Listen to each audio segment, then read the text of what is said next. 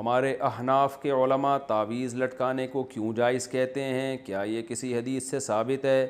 جبکہ دوسری طرف اہل حدیث علماء اس کو شرک کہتے ہیں، جو سب سے بڑا گناہ ہے۔ اور اس کی مضبوط دلیل بھی ہے کہ حدیث میں آتا ہے کہ جس نے تعویذ لٹکایا اس نے شرک کیا۔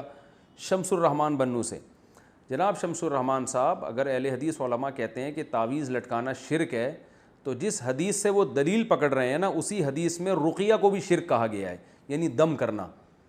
حالانکہ رقیہ کو اہل حدیث علماء بھی مانتے ہیں کہ شرک نہیں ہے۔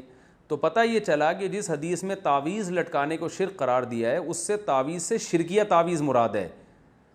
وہ تعویذ جس میں قرآنی آیات ہوں یا دعائیں ہوں، وہ تعویذ حدیث میں داخل نہیں ہے، کیونکہ رقیہ بھی جیسے شرکیہ بھی ہوتا ہے اور جائز رقیہ کہتے ہیں دم کرنا، تو رقیہ بھی جائز بھی ہوتا ہے، شرکیہ رقیہ بھی ہوتا ہے۔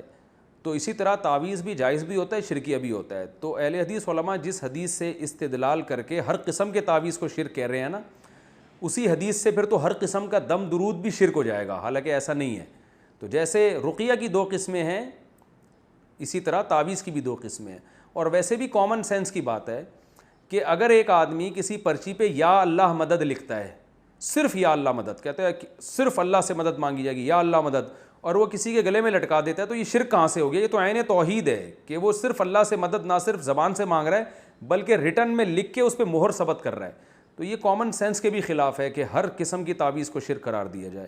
باقی تعویذ کے جواز کے دلائل کیا ہیں، اس پر میں مستقل کلپ ریکارڈ کروا چکا ہوں، میں اس کو ابھی ریپیٹ نہیں کروں گا۔ پھر بھی ایک بات ضرور ہے کہ یہ عمل پسندیدہ نہیں ہے، بہرحال یہ ذہن میں رکھیں۔ اللہ سے مدد مانگیں زبان سے، پرچی لکھ کے لٹکانے کی کیا ضرورت ہے، بس زبان سے مدد مانگیں، اس کی زیادہ فضیلت ہے، دعا کی فضیلت ہے۔ جو لوگ تعویذ گنڈوں میں پڑھتے ہیں تو وہ میں نے دیکھا ہے ان کا ایمان بہرحال کمزور ہو جاتا ہے اور وہ اسی میں لگے رہتے ہیں۔ تو اس لیے ہمارے علماء بھی اس کی گنجائش دیتے ہیں کہ اگر لوگوں کو تعویذ نہ دیا جائے تو وہ خالصتاً پھر جاہل پیروں کے پاس جا کے شرکیہ تعویذ لینا شروع کر دیتے ہیں، ورنہ یہ عمل شریعت میں کوئی زیادہ پسندیدہ نہیں ہے۔ نبی صلی اللہ علیہ وسلم نے فرمایا میری امت کے 70,000 لوگ ایسے بغیر حساب کتاب کے جنت میں داخل ہوں گے جو تعویذ اور رقیہ وغیرہ سے بچا کرتے تھے۔ تو امام نووی رحمہ اللہ نے اس کی تشریح میں لکھا ہے کہ جو جائز تعویذ سے بھی بچتے ہیں وہ اس میں داخل ہیں۔ بہرحال تشریح میں حدیث کی اختلاف ہے۔ تو الحمدللہ میرا اپنا عمل یہ ہے کہ کیسی گھر میں بیماری آ جائے، کچھ بھی ہو جائے، میں الحمدللہ کبھی پرچی نہیں لٹکاتا، نہ بچوں کو میں نے کبھی تعویذ لٹکانے دیا ہے۔ میرا اپنا ذاتی عمل یہی ہے کہ کوئی بہت مجبور ہوگا تعویذ مانگے گا تو میں اس کو لکھ کے دے دیتا ہوں، کیونکہ کمزور ایمان والے لوگ ہیں، تو نہیں دو تو کہیں شرکیہ تعویذ نہ لے جا کے۔ اپنا عمل یہ ہے کہ میرے جتنے بچے ہیں، میں خود بھی، گھر والے بھی، میں کبھی کسی کو تعویذ نہیں پہننے دیتا۔ اس کو میرے ہاں تو ایسا ہے جیسے یہ پتہ نہیں کتنا بڑا جرم کر لیا کہ بھائی ہم کیوں ان چکروں تعویذ گنڈوں میں پلیتوں ان چکروں میں کیوں پڑیں۔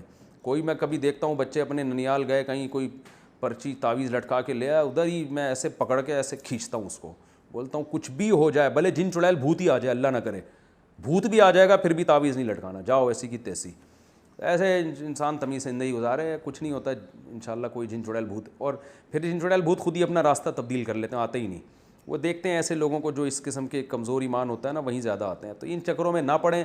جو سنت عمل ہے، سورہ فلق، سورہ ناس، رات کو ہاتھ پہ دم کر کے اپنے اوپر پھیر لیا کریں، بچوں پہ پھیر لیا کریں۔